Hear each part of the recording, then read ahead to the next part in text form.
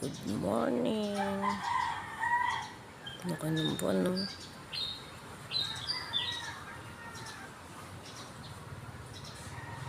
Yung buwan.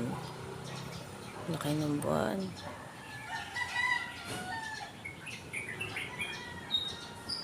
Ganyan maririnig mo dito sa amin.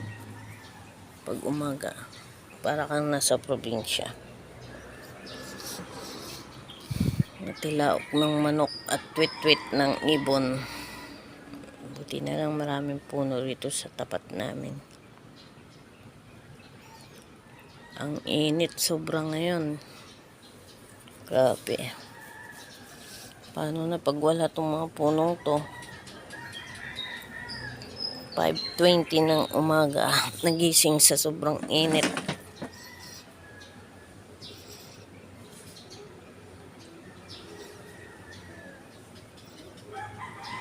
Init. Ayun. Bababa na si init. Ay, si buwan.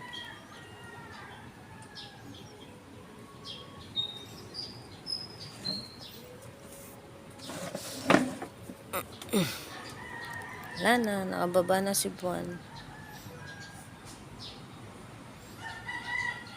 Pakinggan yung mga tunog ng ibon. Bye-bye. Good morning.